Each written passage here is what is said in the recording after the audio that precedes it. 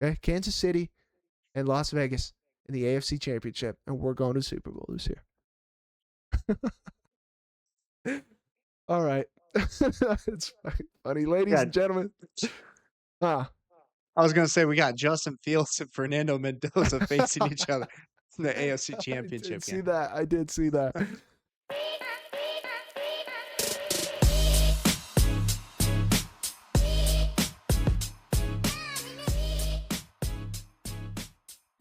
Ladies and gentlemen, welcome back to another episode here on LockedDoorMMA. We're your hosts. I'm Brevin. This is my good buddy, JP. And in today's episode, we will be breaking down and giving our predictions for every single fight. UFC Fight Night, Evloev versus Murphy. But before we do, we just want to take a quick second and say thank you to all of our subscribers out there, everyone that's a part of the Locked Door MMA community. Welcome. And if you're not, go ahead and smack that subscribe button right now. It's free to do. It really helps the boys out. We are a growing channel here, and we're on the road to 1,000 subs. It will mean a lot to us once we get there. So please do us a favor, subscribe to the channel if you like UFC. JP, last weekend was a good one for the channel. We went 12-2, another great card, 4-1 on the main card. Lock hit, the basic hit, and the juicer hit. I'll let you tell the people about that. Sheesh, 2 juicers in the span of 3 weeks. I mean, don't say we never did nothing for you. Come on, dude. Yeah, we've been on a little heater here. All right, trying to keep it going. I really feel like we're dialing in the dual picks. I think it was Oki was one of them that I was possibly on, and then me and Brevin talked about it. Brevin didn't like it. I think there was someone else. I don't remember who it was, though. But yeah, it was the Charles and Max fight. So there's 2 weekends in a row, guys, that I talked JP off of a ledge. Okay. Yeah. I'm just saying. I mean, off a ledge, buddy. All right. Well, the Max pick would have looked really, really bad. Yeah, it would have. And I guess I was a sheep with that one, falling in the trap of everybody else. But yeah, big time. Good card. Okay, I feel like it's another one where everybody looks at the card from like face value, name value, and they're kind of like, I'll go do something else. I'll go do this. Card's buns. And then a couple bangers happen, dude. So you love to see it. Kevin Vallejos is disgusting. I mean, Josh Emmett looked uncomfortable from the get-go. From the moment the bell rang and they came out to touch gloves. He looked, I don't want to say scared, but he did not look comfortable. Like, yeah, I think uncomfortable was the perfect word. Every time they came together, he really shelled up and was like hesitant to open up. And I think we know why. Yeah, and he was like dipping out of the way, trying to land that overhand. Yikes. And Kevin does what he does. Disgusting. Jillian Robertson looked like did she hurt her knee at some point? I don't know, kind of a funky fight for her, but she got the takedown when it mattered. True. Got it done. At the end of the first round, I think it was, she was walking back to her corner. I was like, what is going on there? She got a funky little limp or gait problem. But yeah, Delgado fight. I heard people screaming robbery. It's a good fight. It was a close fight. I think Delgado, 2-3? I think we're clearing away his rounds. Harry Hardwick. What do we do? Okay, the fight itself, great fight. Fight of the night. They got the bonus. Should have. Rahiki, by the way, that kid's gonna get slumped at some point. Super entertaining. Harry has no power in his hands. Because he was clipping him too, and that kid was just eating everything. Harry's buns. I'm sorry, Harry. You can throw down. You're a badass. Tough son of a bitch. You suck. You just suck. And then after the fight, what are we doing? I saw like 6 videos of this dude just standing there with his little underbite. Oh, my jaw's fucked. Oh, it's fucked. Why are you filming videos and talking? Go to the fucking hospital, bro. They're showing. Oh God, it was disgusting. But yeah, dude. I don't know. 3-fight contract or whatever he signed. Get him out. Brevin, Umar size a bitch. Anything else you want to say on that? I don't know, dude. I mean, Qtalaba's kind of low-key been on a tear, and he's one of those sneaky guys. We did talk about it before the video. Like, man, he kind of ruins all of our picks. Yeah, he does. On paper, he always seems like he's gonna get beat, but then he pulls one out of the hat. Good for him. Yeah. Umar Sai's a bitch. You're tapping that quick, like, oh, bro, it's amount to guilty and it's deep. I get it, but you're a rat, bro. Charles Johnson with the weird hairline. He got to win. Who else I want to talk about on here? Elijah Smith. My God. All right, first round was gorgeous. Okay, that's what you love to see. That's what we're talking about. You don't quit on yourself. You don't mentally break. You just stay calm, keep getting up, keep fighting the hands. I think his dad was telling him, Elijah Smith's dad was telling him in the corner, he's gassed. Like he gave you all he had. I think he was. And then a beautiful check left. I was worried we jumped the submission a little too soon. Boy, was I wrong. That was disgusting. Our boy, what about Pinto back? All right, he's taking us on a woolly mammoth hunt next weekend. Can't wait for that. 19 takedowns. It's crazy. Chris Curtis, back of the head, back of the head. Well, when you keep turning your head like that, I don't know what you're expecting. And the last one I'll touch on, Oki got slumped. The last one I'll touch on, Steven Asplin. I'll hand it to him. That boy, he's nasty to watch. He's entertaining to watch. As a heavyweight, I think we need him here. I do low key think he fumbled a win. I really do. Petrino's moving a lot, circling out, at times just kind of turning and running a little bit. Steven would cut him off, and Petrino would put himself on the fence, basically, and Steven would just turn around and walk to the center. And I'm like, I get it. Like, you don't want to chase him. You're tired. I think you could cut him off and land big shots on the cage, but is what it is. Good card, though. Yeah, good card. And on that point, Trino, yeah, he got caught a few times, but looking pretty sharp at heavyweight. Those hands are fast. The jab was working, cut him up pretty good. Man, his face was beat up, Beat dude. up. Yep, 1,000%. But guys, that is going to take us to this weekend's card. We're fighting out in England, so check your time zone and check the times that it's going to start. You don't want to miss it. It's going to be during the middle of the day here in Arizona. And I think honestly, it's going to shape up to be a pretty entertaining card. So mark your calendars, put it in your phone, whatever you have to do. You don't want to miss it. First fight on this card, we have a women's fight between Melissa Mullins and Luana, Carolina. Interesting one. Interesting one. If you've been around the show for a little bit, we're not high on Luana. I think she's kind of buns. And yet she has a win over Poopy Loopy. Okay. Sidebar. If you're the rat that doesn't like the Poopy Loopy jokes in the comments, hold that one, buddy. That was for you. But yeah, Luana's weird. She's got decent Muay Thai, decent kicks. So if you just sit at range, she'll look okay. Melissa doesn't move her head. We got to be careful about that. She'll stand there, not move her head, and then try and exchange. But Luana's not necessarily coming forward. I think Melissa will, and Melissa is definitely going to have the upper hand in grappling. I don't think Luana's good at grappling. Melissa can wrestle, and then she'll throw a ground and pound. She doesn't really search for subs, but her ground and pound is nasty. And we're in London. She's from England, and she's almost dog money right now. I don't get it.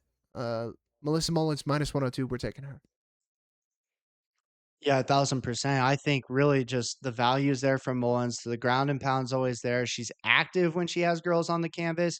Carolina, she's getting a little bit up there in age. She has decent striking. I mean, I know Mullins is older than her, but Carolina, like, she kind of fights like an old lady. She seems hesitant to She get into does. grappling exchanges. She wants to stand at range and just kind of pitter patter and gets to a decision. I don't like it. I think Mullins will bring the fight to her and then ultimately get her down to the mat. From there, I look for her to either find a submission or just steal rounds. Give us Melissa Mullins.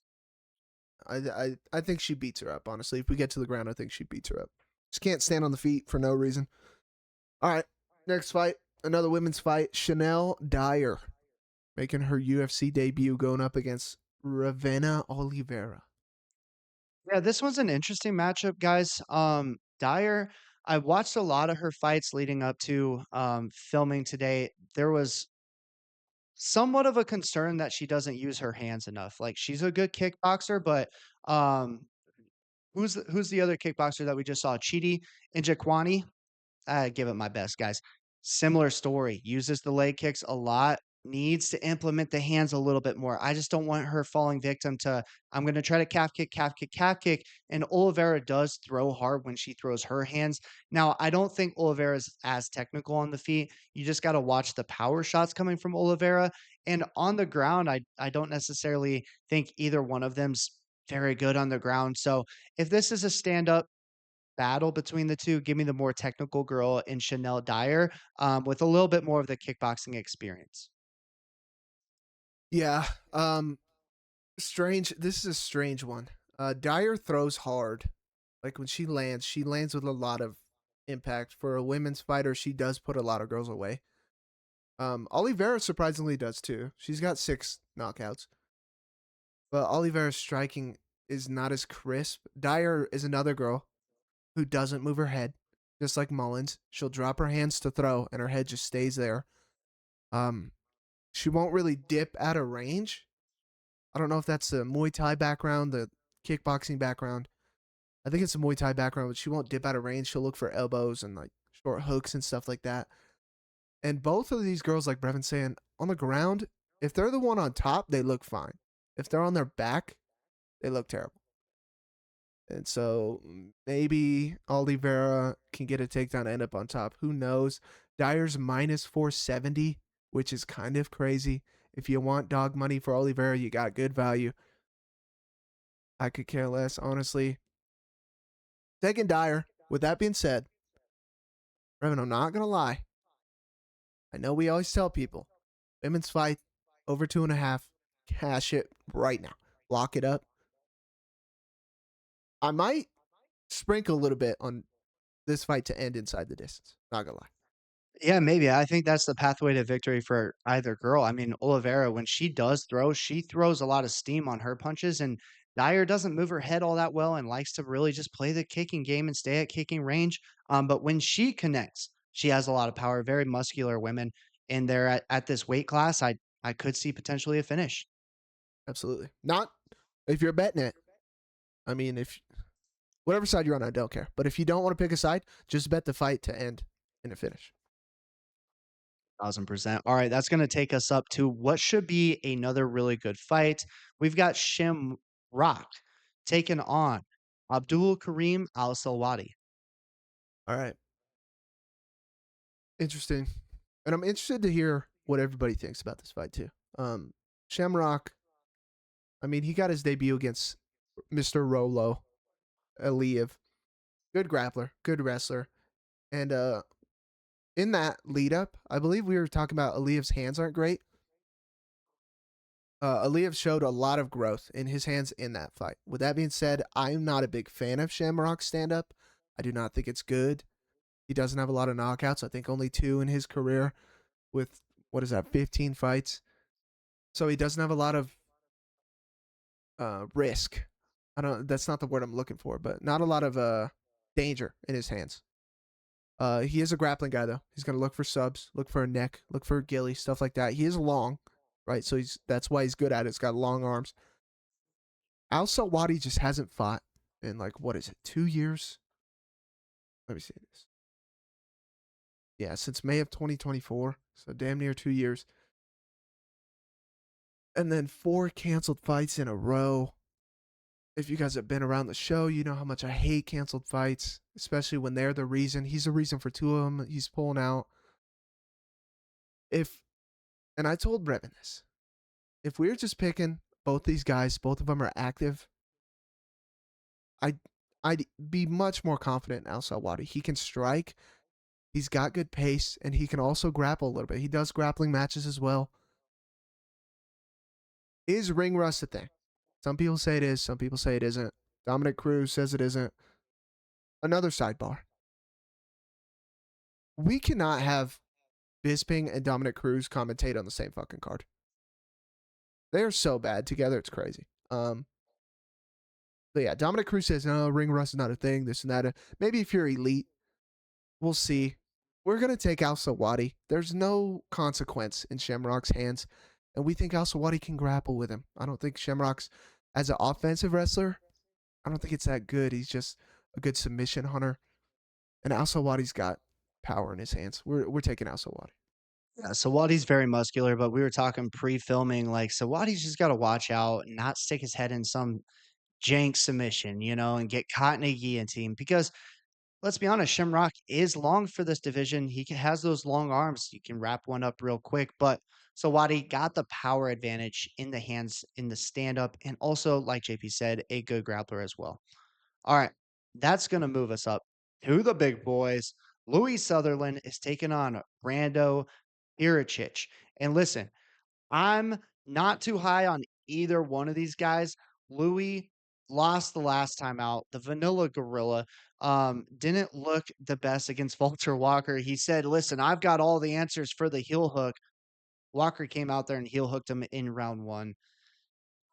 But Walker is a specialist. He is a specialist. So, like, how much weight do you want to put in that? But for that to be your UFC debut, that kind of sucks. Brando, he's a big heavyweight. Like, he will come in at the heavyweight limit. He won his UFC debut via knockout. Okay, like he does have big power in his hands. On film, he likes to get guys up against the fence in the clinch, land big knees, land big elbows. The power is there for him. And Louis Sutherland, he's a good wrestler, but I don't necessarily see him initiating the wrestling against Brando and having success with it. I think the power lies on the side of Brando Pericic. I think he's just a more well-rounded fighter. So we're taking Brando, the Balkan Bear Pericic to get it done. uh, I have all sorts of sidebars today. I don't know why. You saying Walter Walker? Did we ever mention that him and his brother are now beefing? Oh my God. Did you see that? No. Um, I think it was a grappling match that he went to. Oh, I remember what it was, dude. You know the buff dude on the internet that is like just upper body. He doesn't have legs. And it's just from like the waist up, and he's super buff. There's a lot of them out there. He's an African American guy, and he grapples. You've never seen him? No, I've seen the grappler with no legs. Like, are you talking like actually no legs? Yeah, Yeah, okay, I've seen that guy. and he Okay. like scoots around. I thought you meant he just had skinny legs. I'm like, No, there's no, a no, lot no. of guys like Like that. he Yeah, generally I've has seen no him. legs, and he scoots Yeah. around like a Yeah. crawler in a zombie. And Walker tried to heel hook him. Yeah, yeah, and he did that, and then like looked around. So Johnny Walker like lit him up on an interview, or maybe it was just on like a tweet, but he was basically saying like this is the biggest crap I've ever seen. This is not respectful. Like you're a bitch, basically. Talk about his brother. He's like, why would you do this? This is like embarrassing. And then his brother was like, I invited my brother here. He didn't show up. Now he's talking shit. I want to fight him. I want to fight my brother. Hey, I would like to see it. That's hilarious. I agree. See if Walter gets slumped by Johnny. Listen, I think Johnny would lose. I think I he gets like heel Walter. hooked. I like Walter a lot. So anyways, that was funny. That reminded me of that. Yeah, we're taking Pericic. We like his gym much better too. City Kickboxing. He's around a lot of high level guys. I love their coach, Eugene, I think his name is. I love their coach. And in the clinch, he is gonna be the bigger guy. In the clinch, Brando's pretty nasty in the clinch. He's got nasty knees, nasty body work. Louis, I don't know. I gotta see more out of Louis. He's okay. I don't think he's. I just think Brando's the same skill level, if not better at everything else. He's just, like you said, more well-rounded. So we're taking Pericic. All right, that's gonna move us up. So one of the show favorites here, Antonio Trocoli taking on Montes Kondratavicius. Say it for me, Kondratavicius. Kondratavicius? Kondratavicius. There we go. Something like that. I don't know what you said. I think you just said a spell or something. Yeah, Listen, I was reversing the bathtub ritual. Something's changed, and listen, it's been for the better. Well, yeah, then why'd you say it? You can't be reversing nothing, buddy. We've been on a heater. Oh, you're right. You're right. All right, back to the bathtub we go. If we have a bad card this weekend, I'm blaming it on that sequence right there. Um, yeah. Um, there's not much to say here, guys. Brevin said a show favorite, Trocoli, Broccoli, our boy. We love Trocoli. You guys know how high we are on Trocoli. Well, the reason we were high on Trocoli is no more. All right, so Trocoli can fuck off as far as I'm concerned. Dude sucks. Watch for the standing gilly here. I know Montes isn't known for that. Probably never tried it. Trocoli's good at sticking his neck and then just standing there in the standing gilly, even though he's fucking, what, 6'5", something like that. He's a steroid cheat. He's got no hands. And then everybody's one reasoning to like support Trocoli still, because there's still people that do. Bro, he took Shara along. Look, we love Shara. One-Eyed Willie. All right. Our pirate. We love him. Kind of overrated. All right. We're taking Montes. Probably KO. Round 1, round 2. Trocoli sucks. Yeah.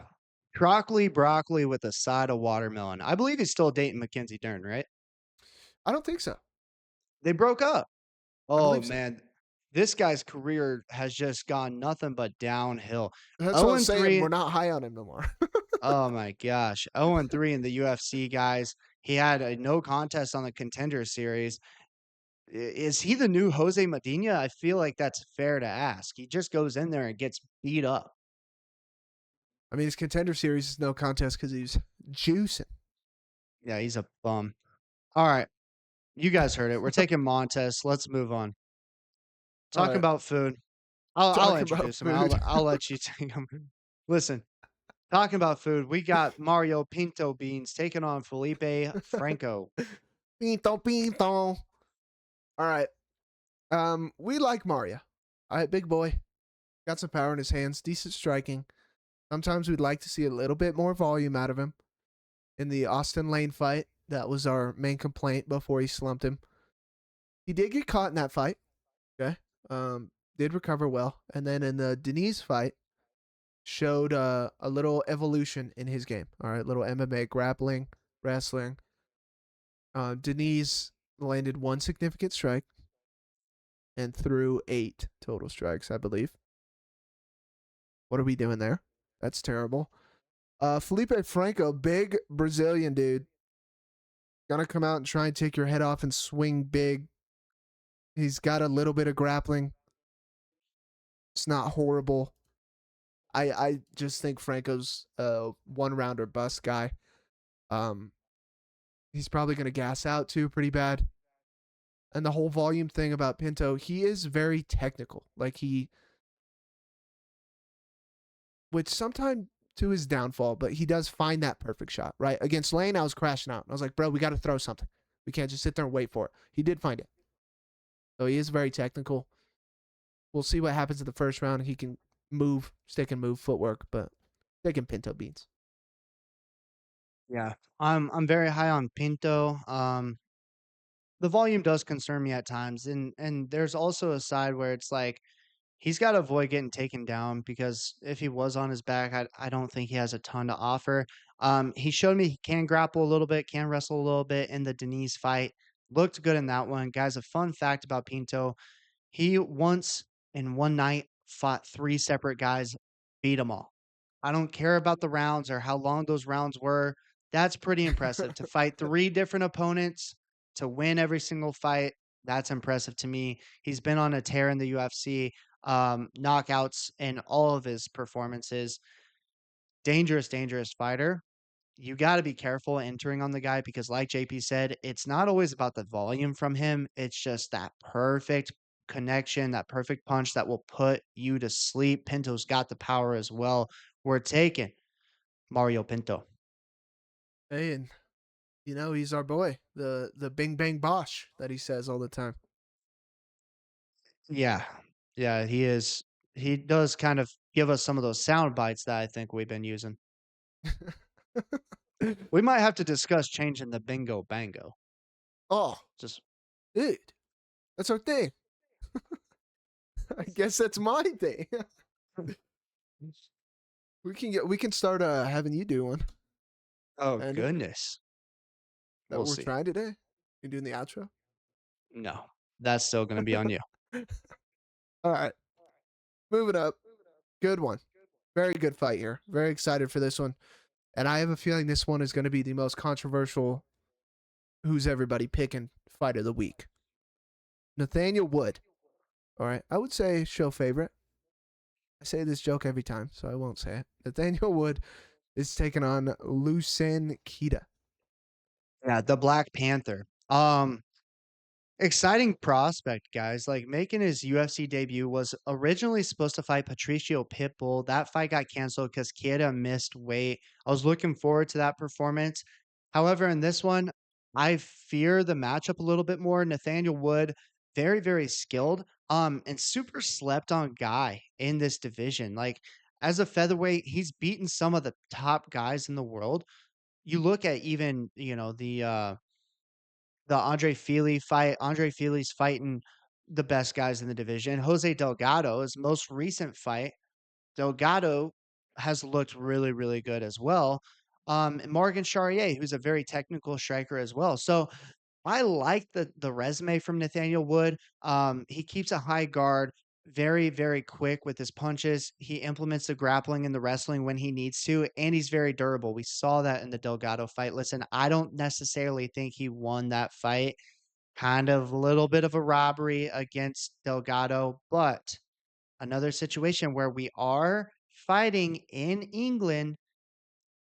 He's an English fighter. I think that he's gonna be able to really put up with the high explosive or the big explosive punches from Keita because Keita really has nothing more to offer besides the wild swinging punches from the hip. He can be a good counter striker as well. He's very quick, has fast reflexes, but Nathaniel Wood, a lot more well-rounded, in my opinion.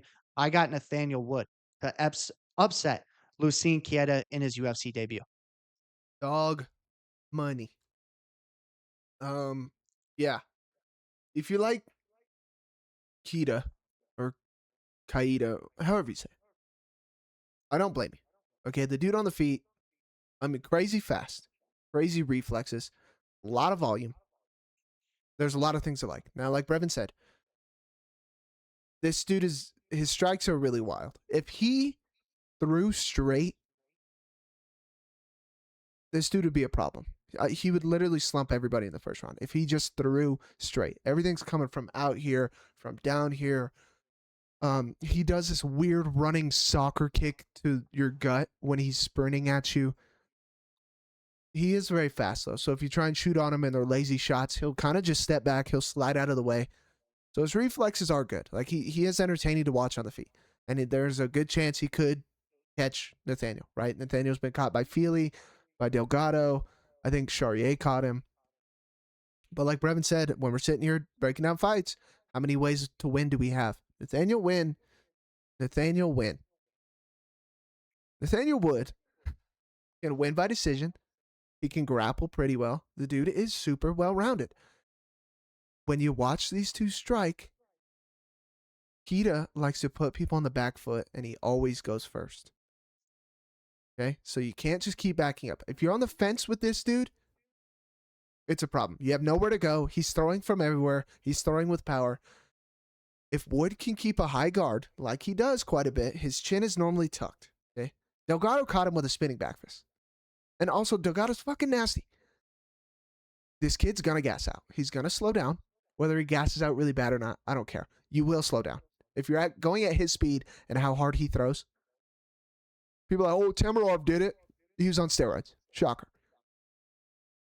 It's just, that's what happens. All those muscles, all that speed, it takes a lot of oxygen out of you. You're not staying that speed the whole fight. Wood has a high guard. I think he can catch him in an exchange when they're in close. Because Wood's got nice little check hooks from his guard. He just turns him over. Everything's in tight. Keep that chin tucked. But yeah, this dude's what is it, minus 270 right now? Is that what he's at? Minus 218? Close to it.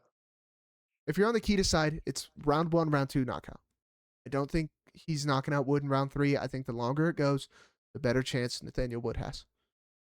And like Brevin said, his resume, pretty fucking good. Was it a robbery? Yes. I think Delgado won that. Does it matter? On paper, no. He's got to win over Delgado. We're taking Wood. Pause. Yeah. We're taking Nathaniel. All right.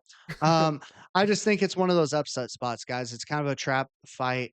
I know there's a lot of people high on Keita. Like, sure, he's a fun prospect to watch. He has crazy power. He's explosive. But how many times have we seen these guys come over to the UFC, making their debut, and they just don't look the same? The lights are a little bit too bright. Nathaniel Wood's been here. He's durable, fighting in his home country in front of the home crowd. If it goes to the judges' scorecards, look for a little bit of bias to come into play. He's just got more ways to win.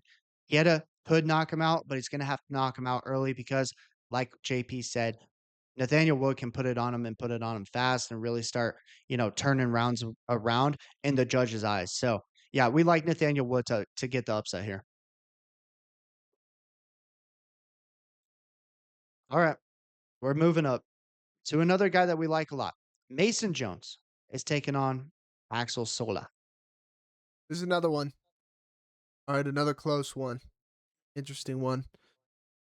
It was hard for me to pick. Could be on either side. Axel Sola, decent striker, decent speed, throws straight. The problem with that is Mason Jones is a fucking dog. Quite literally. All right, not betting wise, which I hope he is. If I believe, I think he was like minus 220 or something when the lines opened, and now he's all the way down to minus 120. So we'll see. But yeah, Mason, he does get hit a lot, so that's going to be an issue. But he keeps coming forward. He will throw volume of his own, and then he will keep taking you down, keep taking you down. He had a big shot from Balaji Oki that sat him down. He recovered well, right? And then he's beating up Oki, beating up Oki. He's one of those guys that the longer the fight goes, he's still in your face and he's still putting volume out and he's still trying to take you down. He's one of those guys that will potentially break you because he just doesn't stop, right? And Axel Sola, we haven't seen much from him on the ground. He's mainly just a stand up guy. He's trading back and forth with Reese McKee, which McKee's okay. McKee just gets hit a shit ton in all of his fights. That's why every time you watch a film on McKee, you think you're watching the same thing because he's always cut open, bleeding everywhere. Mm. But Mason's a dog, man, and you got to put Mason out cold or choke him out cold, which I don't think he's getting anywhere close to. Mason's ground game is good. We're taking Mason Jones. Yeah, I think this is one where it's like heart over statistics. Like on paper, Sola may seem like the guy that's got the cleaner striking, but we don't care. We think Mason's going to be able to push through the fire, get him down to the ground, and really test Axel Sola, test the gas tank, test the cardio, the grappling, the wrestling, all of that, and the heart and the will to win. Like JP said, I love the way you put it. He is a man breaker. He is one of these guys that's going to push these individuals to their limits, similar like we've seen Fluffy do in the past and Marab do in the past, right? Mason Jones has that heart. He's got the heart of a lion. Give us Mason Jones. All right, moving up. I'm excited for this fight because this has got to be the funniest thing I think I've ever seen. Danny Silva is taking on Curtis the Nerd, Revenge of the Nerds, Campbell. Yeah, this guy, you can tell he got bullied when he was about 5, 6, 7 years old because he is one of these guys that's kind of a nerdy guy. But man, when he's in the octagon, the door closes. He gets after it. Good kickboxer. He can also grapple as well. He's only 23 years old, so very young prospect, but he's got a little something to him, JP. And I hesitate to throw around the word star power, but if you really look at the kid, kind of the persona, the whole Pink Panther theme, he's wearing these little short pink shorts and beating the shit out of people. Okay. I like the kid a lot. Danny Silva, he's a good boxer. He fought decently well against Vallejos. I mean, went to decision with him, and we saw what Vallejos is capable of, right? Like, so good boxer, decent hands, but Curtis Campbell from the outside, I think, can out kickbox Danny and then look to grapple him, get him down to the ground as well. We're taking Curtis Campbell. We think the hype is real on that kid fighting in his home country. Give us Curtis Campbell. Absolutely. Yeah, this is hilarious. Okay, looking at the kid, just go look at his Tapology photo. I mean, I might put it up here. What does the ESPN one look like? Because they're gonna see that one. So that one you can't really tell. Yeah, that one doesn't even look like it. I'm probably gonna throw the Tapology photo up. It's hilarious. The dude looks like he's gonna help you write your essay. He's gonna do your science class for you. Okay, I'm having trouble balancing chemical equations. He pushes up his glasses and goes, "I'll help you out. Let me help you out right here." And then you make fun of him. Dude goes in the back, puts on his little pink short shorts, comes out and beats the piss out of you. Okay, and this dude's got a lot of swagger when he's fighting in the cage as well. His technique, striking, love to see it, love to watch it, and then he'll grapple you. Right, his fight IQ is great. Striking, pushes you up against cage, kick, strike, boom, gorgeous level change, take you down. Good ground and pound. Kid's super well rounded. Okay, like Brevin said, he's young. We'll have to see. These kids who are young, sometimes they make fight IQ mistakes. But watching him, I am much less worried about fight IQ than a lot of these other young kids. Because every single one of his fights, he uses all of his techniques. Danny's good boxer. I do like Danny's boxing. I like his hand speed, the way he rolls punches off his shoulders and shit. Love it. More ways to win. And this Curtis kid's got it. Revenge of the Nerds. I'm excited for Campbell, man. Yeah, he's kind of like a mix between Paddy the Baddy and Conor McGregor, guys. And if you hear the guy talk, like he does sound like Paddy a little bit. He's got the accent. It's funny. He's got this crazy yeah, he's a crazy character and I think the fan base can really get behind a guy like him. We need more stars in the UFC. We need more Paddy the Baddies. We need more Sugar Seans, right? And I think Campbell really has the potential to be that. We have a we have the Black Panther and the Pink Panther on this card. That's That's interesting. Yeah, I didn't put the 2 the 2 together. Yeah, wow, a lot of Panthers. His pink Alright. short shorts, dude. I hope they give him a pink fight kit. I really do. I don't know if they will for this one, but similar to, like, Bryce Mitchell, you stack a couple wins, all of a sudden, you can start getting some requests. Alright, next fight, we've got Roman Dolidze taking on Christian Leroy Duncan. Okay. Interesting one here. Interesting one here. I tell you guys every time I'm honest, open and honest. All right. I wanted to go with Dolidze. I'll tell you why. Okay. Some of the people might be going to the comments right now, typing in the comments, "Dude, fucking guy, take it, delete." Hold on. All right. Dolidze's striking sucks. Understand that. Fully understand that. CLD, great striker. At range, he mixes it up gorgeously. Um, Dolidze is strong as shit. Okay. And he can wrestle. That is what he does.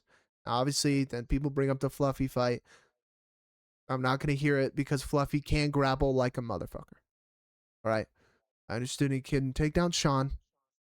Regardless, Dolidze can grapple. CLD hasn't fought many grapplers. Really at all. RoboCop was a grappler. He took him down a little bit. But Brevin made a good point. RoboCop's just big as shit. He's just a monster. He can strike and grapple. That dude, low-key should fight for a title at some point. That's how much potential he has. But so I'm worried. Okay, I'm like, is this a similar Max Charles situation? Right, nobody's given enough respect to him. But Dolidze, on the feet, he is just really bad. He's super slow. His wins, I mean, let's just go through them. He's beaten Vettori. Brevin brought up Vettori. Vettori can grapple. He's a good wrestler. Vettori's a good wrestler. He sucks on the feet. And that was a close fight. And he lost to him the first time they fought. Kevin Holland popped his rib. Is a Kevin Holland win that impressive in 2026? That's what Kevin's known for. One fight he looks like Superman. The next fight he's making dumbass decisions. Anthony Smith win. Won't say anything about that. We'll just leave that there. Anthony's our guy. And then lost to Nasruddin. All right. Lost to Vettori. Jack Hermanson win. Punch from back control. If he can take you down and use his strength and his will. Not break you, but just he is a heavy guy and he's a strong guy. So if he can ragdoll you in a way, take you down all the time, a lot of mat returns, he wins. We're in the big cage. Can he do that to CLD? Revan made a good point. It's not necessarily the Charles Max situation because Charles can also strike, put people out with his hands. Roman can't. And then earlier on the card, I forget who we were talking about. I said, it was Shamrock. He's got no consequence to his hands. Dolidze's bigger, so there's probably more power there. He's just going to be a sitting duck essentially on the feet. We're taking CLD. Yeah, guys, and JP was bringing up the whole Max and Oliveira comparisons, but he started alluding to it. Like the way Oliveira gets into the pocket is by punching, right? Like he throws power and danger out there, and it makes Max cover up. You can get into the clinch, and then the rest is history. Dolidze really doesn't do that. CLD's footwork is really good. He's very powerful. I expect a very low volume, hesitant Roman Dolidze. Now, the one thing CLD's got to not do so much in this fight is spin, right? He likes spinning. He's very crafty with his strikes. If you spin, doesn't work out. Dolidze's on your back, body lock, take you down potentially. So, if he does get taken down, he's got to work his way back to the fence and get back up. On the feet, though, I just think there's levels, right, to their striking. I think CLD is a much cleaner striker, and I'm candidly not going to sit there and watch CLD piece up Dolidze, hoping and praying for Dolidze to get a takedown. If I was picking Dolidze, I'd rather be on the guy that I know on the feet, which the fight will start on the feet no matter what. Every round is going to be so much better.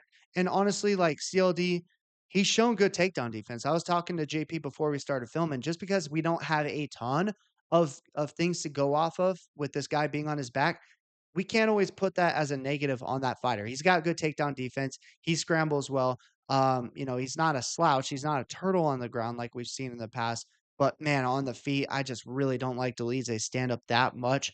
CLD, maybe the line is a little bit skewed. I don't necessarily love it as much. So if you're putting money out there on this fight, be a little bit hesitant. However, I'm not going to sit here and pick Dolidze, so we're picking CLD.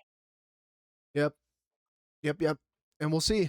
All right, can Brevin talk me off a ledge for the, third week? Would that be the third week? Third week? I mean, last week I wanted to also go Eric Anders. He ended up winning. He also almost got knocked the fuck out. So Yeah, the Oki one though. I mean, Oki got knocked out, so that fight was crazy though, because Oki it was a good fight. came out, got dropped. And I was like, well, another dog that I shouldn't have been on. And then he clipped him in the second round, and I was like, whoa.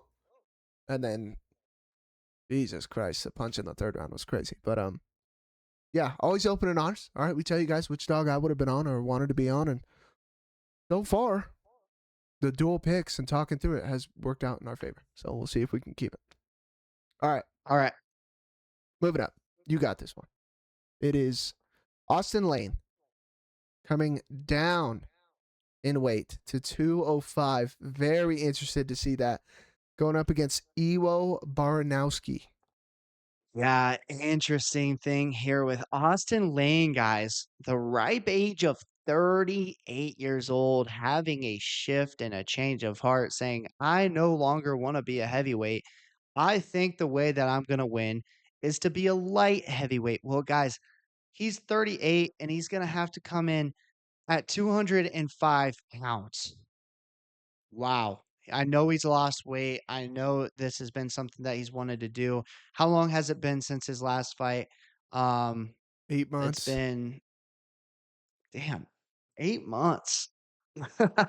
All right. Yeah, he's got to be grinding, but um, I think for him, really, it's just going to be about what does he look like? Is the gas tank there?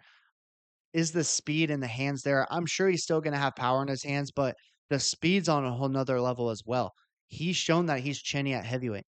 I think he'll also be chinny at light heavyweight. Ewo, this guy throws caution to the wind. He doesn't give a shit, and he's proven that he does have a chin. So all those things are knowns for Ewo versus Austin Lane. He didn't have a chin at heavyweight. We don't know if he has a chin at light heavyweight. Give us Ewo Baraniewski to get it done. I like Evo to knock him out. You could probably look at the first round KO, given the fact that Evo's just going to go throw caution to the wind and get after it. And Lane's shown that he can't really withstand punches. Now, I don't know really what Austin Lane's going to look like. I'm kind of intrigued. Like, he is big, guys. He's 6'6".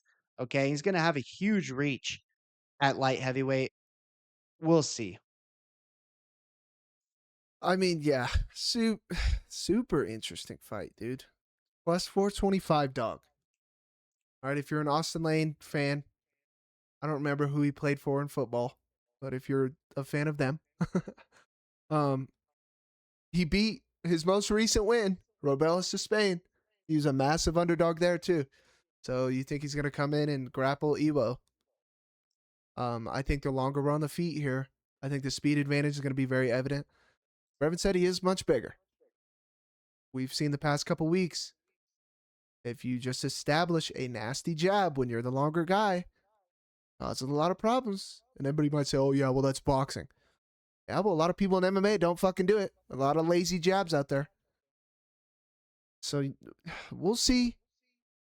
Evo, I know he got clipped a bunch of times by Evo, but that fight was fucking crazy.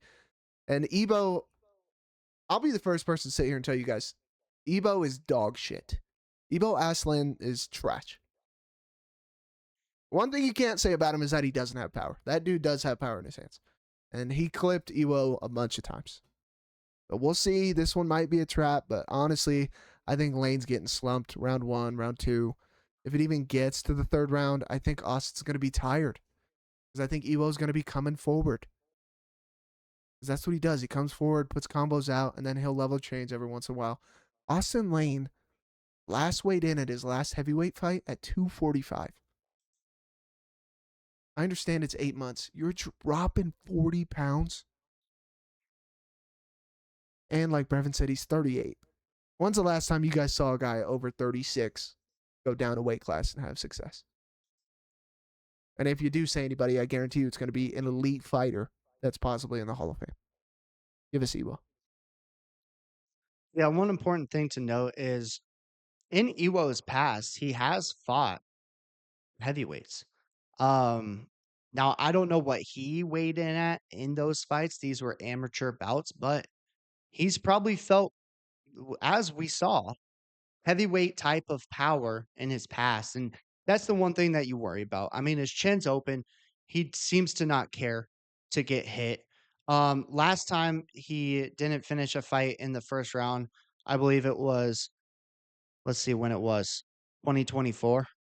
So we're going on 2 years that this dude's had first round finish after first round finish after first round finish. He's gonna get after it. I inside the distance, under 1.5, whatever you like in this matchup, throw it out there because Evo's gonna get after it. Another guy that we really like on this show, if he goes out there and immediately starches Austin Lane, I'm on the Evo hype train. I really am. I agree. That, yeah, like Brevin's saying, even under 0.5, under half a round, under significant strikes. Do the thing I did with, what's his name? Ateba. All right. Yep, Cartier, that's right. I did KO, under half a round, and under 17 and a half significant strikes. Took him 6 shots. Yeah, I don't know. Dropping weight, I don't know. Crazy to me. All right, that's gonna move us up to what should absolutely be a fun fight, at least in my opinion, and I know JP feels the same. Michael Venom Page taking on Sam Patterson. All right. I've already heard a couple opinions about this fight. We like both guys. Another occasion we like both guys. Sam Patterson has been on a recent tear of his own. Okay? I mean, if you look at the way he's winning these fights, he's finishing fights. Okay? That's what you love to see. Lost to Yanel Ashmoose, who's just a short, stocky dude who's got decent stand up, right? And that's always been the problem with Sam. And that's always been the problem with these tall guys when you fight at a lower weight class like this is when you strike with them, if your chin's a little too high, it's just automatically, it looks higher because you're just so much taller and it's just those hooks, right? When did he move up to 170? Was it after the Ash Moose fight? I I'm think it looking was. right now, and I believe you are correct. Yeah. So since he's been at 170, dude has been on a tear. Now, that being said, love Sam. His resume's cheeks. Okay. Johan Lanus. Anybody have anything good to say about him? 1-3 in the UFC. Kiefer Crosby sucks. Kiefer Crosby's terrible. Danny Barlow. Brevin said it earlier. I mean, that dude's falling off a cliff. That dude's off the cliff that Brevin's been talking me off of for the last 3 weeks. Brevin didn't say anything to him, just let him walk right off. And then Trey Waters. Another tall, lanky guy. Sucks. Not that good. Okay, so we love Sam. At least he's finishing these fights. The only problem is now he's going to fight far and away the best guy out of those 4 fights and a guy who's much better than him on the feet in Michael Venom Page. What's the size difference? Both 6'3". Michael's a little bit longer. On the feet, I don't think it's going to be close. MVP is so tricky and hard to figure out on the feet. Anybody who tries it either has an extremely tough time or gets slumped. And then people might say, oh, well, Sam Patterson's nasty on the ground. He's going to choke him out. Yes, Sam is nasty on the ground. Ian Gary had Michael Venom Page's back for a whole round. We're taking Michael Venom Page. We honestly think it's fucking crazy good value, minus 180. I think Michael should be honestly close to 3-1. Love Sam. This is the best guy he's fought in a long time. We think he loses. Give us Michael. Yeah, I mean, this is almost, I was telling JP, this is almost like a backhand from the UFC. Michael Venom Page, very, very skilled on a little win streak, coming off the win over Jared Cannonier. And now you're giving him Sam Patterson, who, like JP said, has fought nobody. Like, does this really help MVP get a chance at a title? Like, I don't get it. I think it's a weird match to make. I get both guys are English fighters, right? You're putting on a good show for the England fans, but MVP is just worlds above Sam Patterson in the striking department. And like JP said, he can defend the takedowns and the grappling coming his way from Sam. I think MVP finds a lot of success. If you're betting on this fight, I like the KO TKO prop from Michael Venom Page. I think he could get the job done. Sam's not going to be ready for the speed, the unpredictability, the range that he can hit him. I mean, the looping stuff that Michael Venom Page throws, like he'll be deep on the outside and then just lunge in and come over the top with something nasty. That's how Sam Patterson got knocked out the last time he lost. So I could see that happening again this time. Give us Michael Venom Page. We like this spot a lot. Yeah. And honest to God, I'm looking at it right now. The over 2.5 is plus 105. So I understand we just sat here and said he's going to knock him out. I think this fight is super easy to bet on. You can play the KO prop. Don't even put a round on it. Just play KO. Michael Venom Page by KO.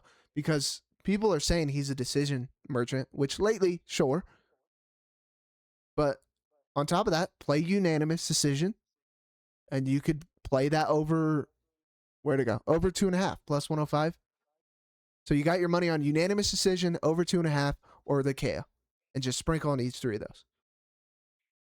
I think this is a great value here, guys. Yeah, 1000%. All right, let's move up to the co-main. Interesting that they chose this fight to be the co-main. Not too sure why. We got Luke Riley taking on Michael Aswell Jr. Yeah, I think this should be the MVP spot right here, honestly. Or even Roman Dolidze and CLD. Yeah. That's a good fight. Yeah, why are those two? I don't know. Crazy. Strange. Maybe they'll change it. Yeah, Luke Riley. Yeah, we sat here last time. I don't remember if that was when we were picking the same. I don't think it was, but who knows. Um, I said about Luke Riley, he's got decent stand up. Probably better than decent. I mean, I'm still not a big fan of it, but he puts people out. Um, can't really grapple. People are like, oh, he trains with Patty. He's got takedown defense, this and that. It's not that good. He can train with Patty. That's fine. He's got a good gym, and he's probably getting better. It's not that good. And then I said Bogdan he can strike with him, and he can take him down. I think he's going to grapple him. First round does exactly that. Ragdolls him, works him. Perfect game plan. Second round, we come out, don't shoot any takedown whatsoever, and just stand on the feet and get slumped. What are you going to do when your game plan in the round one that I said you should do works perfectly? Go out there and completely change it. That being said, fighting Michael Aswell, who's not going to grapple him. He's not. Michael Aswell wants to strike. He's got a bit of a chin on him. He wants to box. He's got a little bit of power in his hands. But if you're going to do that with Luke Riley, I just think you're in Luke Riley's world. And like Brevin's been alluding out the whole time, we're in England. This is an English fighter. Trains with Patty. In the come up of the regional scene in England, this kid's a lot of hype behind him. So I think the crowd's going to be behind him. His adrenaline's going to keep him up there. If we're just going to stand on the feet, I think Aswell's getting pieced up. Give us Luke Riley. Yeah, I mean, I don't know what the odds are right now, but at least at what I'm looking at, uh, they're giving Aswell a lot of respect. Like, he's not bad. He's got good boxing. He's tough, he's durable, but I think Luke Riley is just a much better striker and probably one of the better strikers that Aswell's seen. A split decision against Bogdangrad. I know it's an MMA math. Luke Riley knocked out Bogdangrad. I like Riley a lot better than Aswell, and those lines are fairly close. I mean, the one I'm seeing right now, minus 290. All right, so it's swelled up a little bit because the one on Tapology was only like minus 230, but and it'll probably close maybe minus 315. I would assume. 310. Yeah. Yeah. I know people are kind of hyping up Michael a little bit because he's training with, the champ. He's training with Josh. He's training with Alden Correa. And like Alden can strike.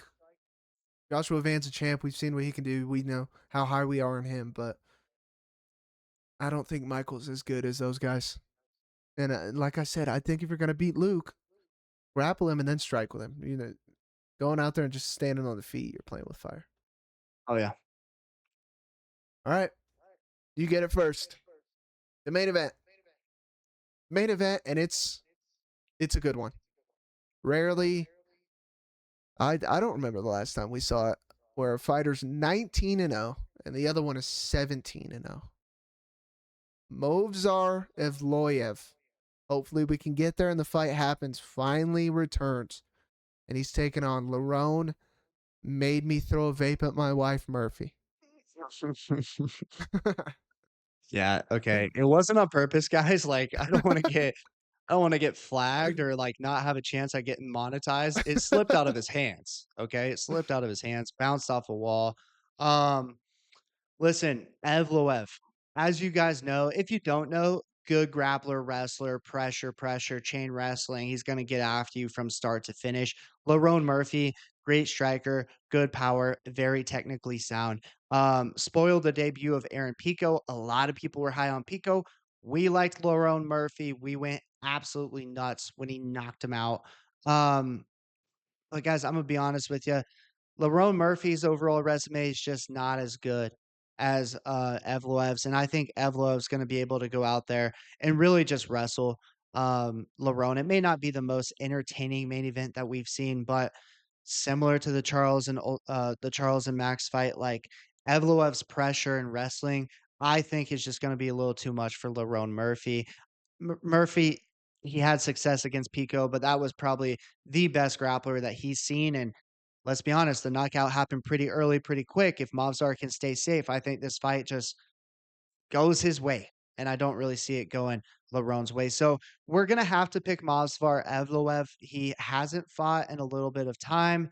Um, but on paper, if Murphy knocks him out, good for Murphy. We really have to watch out for him moving forward. But on paper, Movsar is just a much, much better grappler and should be able to take him down. Yeah, man. And I mean, looking at the Pico fight, Pico had 2 takedowns for as long as that fight lasted. Movsar is a really good wrestler. I mean, watching him and Aljo fight, That is a lot of high level grappling going on right there. Not a lot of people do that to Aljo. No. And like the biggest thing with me, and I was saying it when we were watching it, when Movsar is on your back and he's got his body lock, right? And we're standing there, and Merab does the same one. When they drop, like they're on your back, and then they just drop and switch their feet. And when they do that, they kick your heels out and pull you backwards. That's high level fucking takedown. Because that is so easy to mess up, and then you just kind of fall over on your back, and all they got to do is turn into you. So you got to keep them occupied with the hands, keep them occupied, do this, and then boom. And he did that a bunch of times against Aljo. He's a very high level grappler. He's going to take him down at some point. Like I said, Aaron could. Lerone's got great boxing, great striking, great footwork, great movement. You can't go backwards against Movsar. You just can't. And people are going to say, look at the Diego Lopez fight. That was crazy close. Lopez could have got that. Lopez will meet him. He won't just go backwards. I'm worried Lerone's going to go backwards a little too much. And when you do that against this high level of a wrestler, you're already at a disadvantage. You have to make wrestlers go backwards. Because I understand people are going to say Lerone's better on the feet. Probably. But Movsar's not horrible on the feet. And you can't let him go forward. Diego Lopez is meeting him, he's not letting him push him back, right? That's what Diego's great at. He's not the most technical guy, but he'll meet you and fucking throw, and he'll throw heat. And then he's got grappling in his bag if you take him down. Diego's just a worse stylistic matchup. Lerone's just, he's elite at the piece and move and stick and move, and this matchup is just a nightmare for him. We're taking Movsar. Yeah, I mean, I love the perfect record for Lerone, but like we were alluding to, that resume is just not that good. Josh Emmett, Dan Ige, Edson Barboza, who was aging at the time, Josh Kulabau, like these are not guys that you sit there and be like, okay, all those guys are fighting for the title and they're all going to be in the top 5 of the division for a long time, right? Whereas you look at Evloev, Aljamain Sterling, former champion, Diego Lopez, right? Like fought for the title twice. Like this guy, he's fought high level competition, really good fighters, but he's just got to stay more active. We all know that. If he can get things going in the right direction, he's going to be fighting for the title. And I think really this one just propels him to that spot after he gets it done on Saturday. 100%.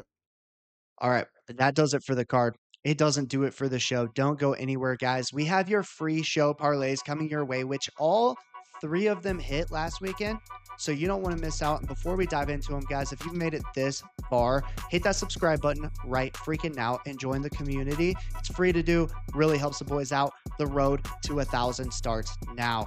All right, JP, that's going to take us to LockedDoorMMA's lock of the night. Who are we locking up? I think it was kind of obvious with the way we described the value that we're getting in this fight and the resume. All right, we said it with a couple different guys. We're locking MVP. All right, Michael Venom Page himself. Dan Patterson's just never fought this high level of comp. And honestly, like I said, you could play knockout. You could play unanimous decision. Not just regular decision, right?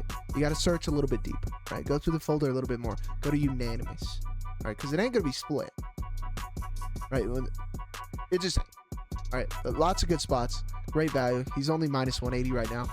So I don't want to hear nobody sitting there crying and complaining. Oh, minus 500. Oh, minus 4.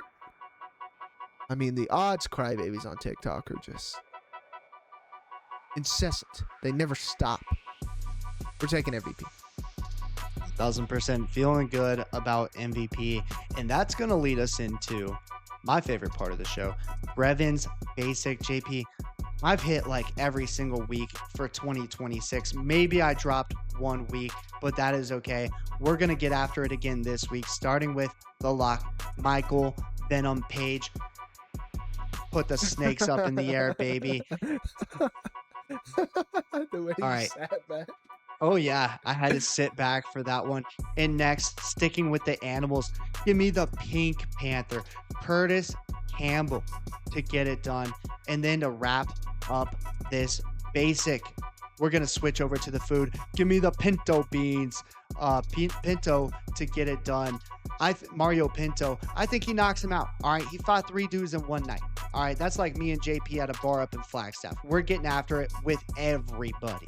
All right, it doesn't matter to Pinto. Let's run it. Put those 3 together right freaking now. Oh man, wild days. Wild days those were. Yeah, Basic's been on an absolute freaking heater. All right, Brevin was saying before the show, we went what, like 8 months without a juicer hitting, and now we've had 2 juicers in the past 3 weeks smacking. We're about to make it 3 or 4.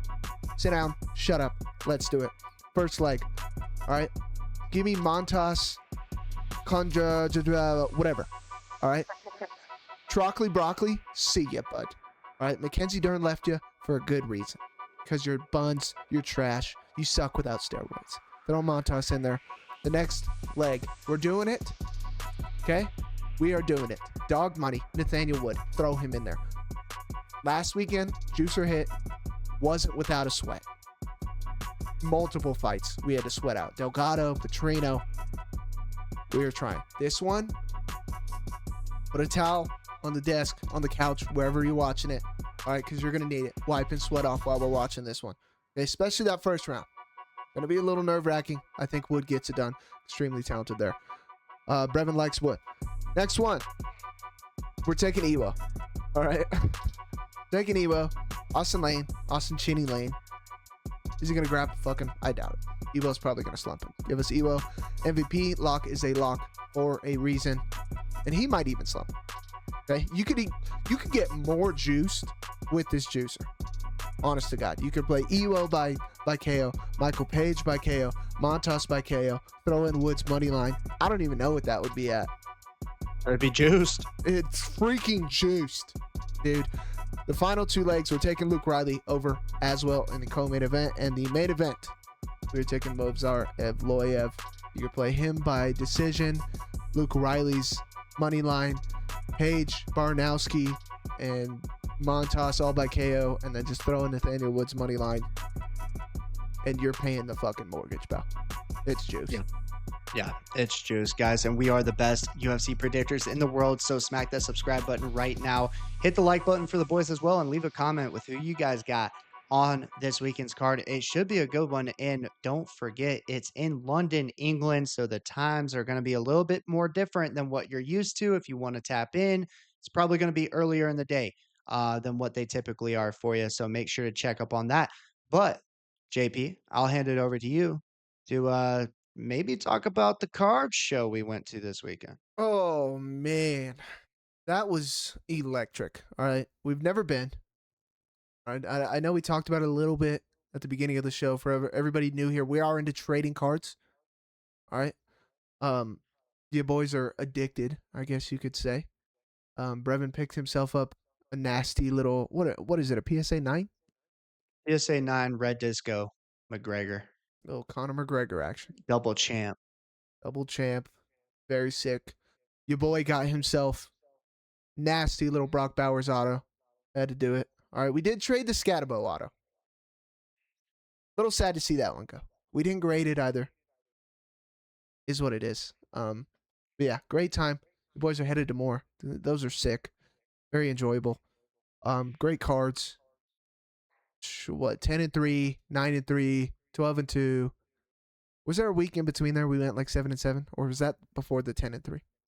I think it was before the 10-3. Last 2 weekends was 10-3 and then 12-2. Yeah. And then a 9-3 was in there. We're trying to keep it going. Okay. Watching a lot of film, talking to each other. Last thing. I said I didn't want to hear shit about it when we ended the show last week. And then we ended the show and I'm sitting there editing the video. Max Crosby's back.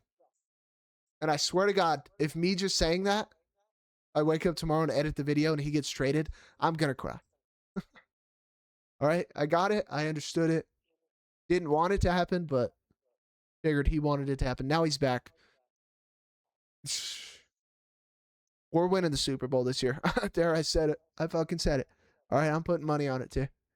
Okay, Kansas City and Las Vegas in the AFC Championship, and we're going to Super Bowl this year. All right. It's funny. Ladies and gentlemen. I was going to say we got Justin Fields and Fernando Mendoza facing each other in the AFC Championship game. I did see that. I mean, as backups go, it's not terrible, you know. Do you still have him on the fantasy team? No, I traded him for a first round pick earlier in the season. Remember? Shout out Demont. I do remember that. He was in dire need for a quarterback. That's funny. Yeah, crazy stuff. Crazy stuff. Might have to. I don't know. I was cooking up a little trade with Brevin's fiance. All right, this weekend. Might have to pull the trigger on that. I don't know. We'll see. Maybe we'll try and sell it to somebody else for pot of gold for a box of rocks type situation, if you know what I'm saying. Ladies and gentlemen, another weekend, another set of fights. As always, it was a pleasure. Bingo, bango, baby. Hey.